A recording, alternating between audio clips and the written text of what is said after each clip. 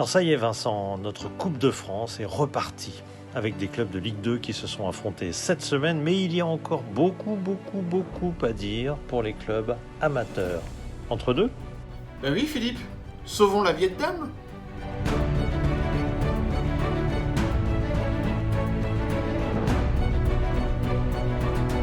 Ouf! Mardi dernier, les clubs amateurs ont enfin été contactés par la Fédération française. Ils vont jouer la Coupe de France le même jour. La Coupe de France repartait d'ailleurs avec les clubs de Ligue 2 qui s'affrontaient dans la voie dite professionnelle.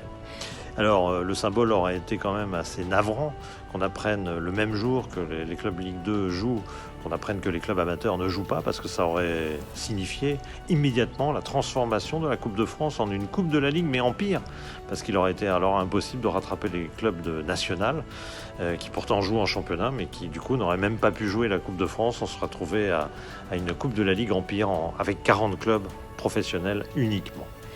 Alors ouf, donc les amateurs vont pouvoir jouer, mais dans quelles conditions ? Les pires. D'ailleurs, j'ai confirmation auprès des clubs. Un certain nombre pensent au boycott, un certain nombre pensent à jouer très tranquillement pour ne pas risquer de blessures. Ils ne sont pas prêts, ils ne se sont pas entraînés pour la plupart. Parfois, certains s'entraînent 4 heures par semaine, en 2 fois, avant 18 heures bien évidemment. Et après, on leur demande de jouer aux professionnels tout d'un coup sur un match comme ça, et tout de suite un match de Coupe de France.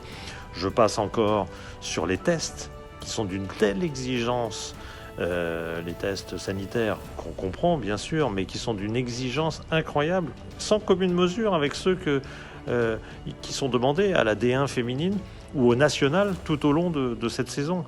Donc encore une fois, les clubs amateurs, il y a des clubs, il faut quand même se rendre compte qu'il y a des clubs de D2, D3, de district, 3e division de district, encore qualifiés.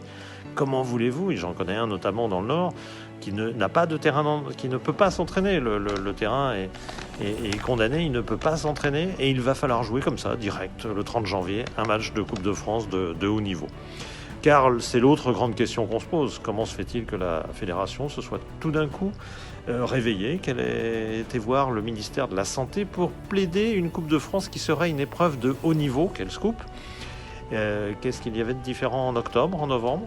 Expliquez-moi ce qu'il y avait de différent. Qu'est-ce qui empêchait la Fédération française alors de plaider, bien sûr, que sa Coupe de France était du haut niveau et que donc les clubs amateurs pouvaient parfaitement jouer leur 5e, 6e, 7e, 8e tour de Coupe de France au mois de novembre, alors que parallèlement les championnats se déroulaient en Ligue 1, Ligue 2, nationale, et auraient pu se dérouler également en N2. On n'a toujours pas compris la raison de l'arrêt de ce championnat, alors que le haut niveau peut être aussi concerné par la N2 et ces quelques 1000 joueurs qui ne vivent que du football. Bon voilà, c'est la Coupe de France va avoir lieu pour les amateurs. Oh yeah!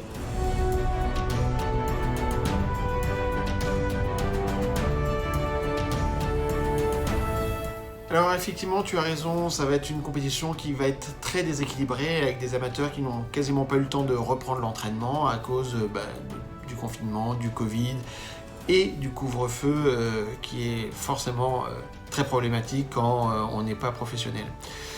Donc oui, une Coupe de France en général, le monde amateur a peu de chances de la gagner. Là, il n'en aura pas du tout. Mais une Coupe de France, c'est quoi ? C'est de belles aventures amateurs, mais qui s'arrêtent à un moment donné face aux professionnels. C'est un engouement du public qui soutient son équipe. Ça peut être de belles surprises. Il faut être clair, dans ce monde Covid, il n'y aura pas de surprise, il n'y aura pas de public. Et à la finale, ça sera donc des clubs professionnels qui gagneront, comme on a pris l'habitude maintenant depuis des décennies. Alors, ce qui va être important, c'est de maintenir cette compétition pour conserver cette place attribuée qualificative pour les Coupes d'Europe. Ce qui va être important aussi, c'est de sauver l'engagement des médias et des partenaires. C'est à peu près 36 millions d'euros la Coupe de France, sur un budget de la fédération qui en compte à peu près 230. Donc c'est une somme importante qui va vers la redistribution et c'est certainement une redistribution vers le monde amateur, c'est certainement un sujet très important, surtout en période électorale.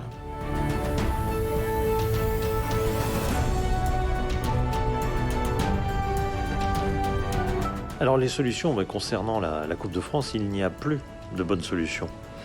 D'un côté, il y a la solution fédération, on prévient au dernier moment et puis les clubs n'ont qu'à courir pour jouer sans entraînement, sans préparation la Coupe de France en enfilant les matchs et en risquant les blessures.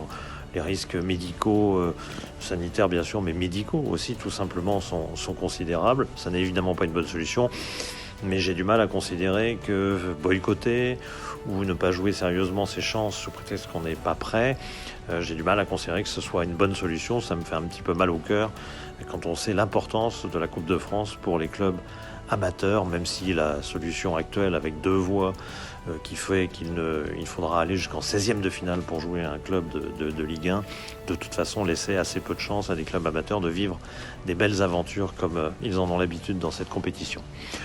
Bon, donc plus de bonne solution possible pour cette Coupe de France. Elle sera bizarre et sans doute gâchée, mais les droits télé tomberont. C'est sans doute l'essentiel, semble-t-il, pour la fédération. J'ai juste une envie, c'est qu'on en tire les conséquences aussi en se disant que le National 2, par exemple, avec ses quelques 1000 joueurs qui vivent du football, pourrait suivre le même modèle et se disputer. Après tout, on joue dans 6 divisions en Angleterre, on joue dans 3 divisions en Espagne, mais ça représente 120 clubs et même certaines régions jouent en dessous au niveau de la Tercera. Donc là encore des centaines de clubs qui peuvent jouer.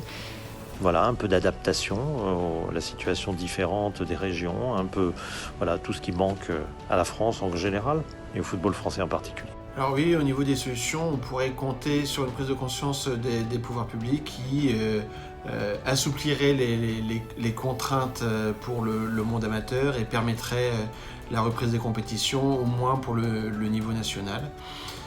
Ça, c'est une option auquel on pourrait souscrire bien évidemment, mais j'ai comme l'impression que la culture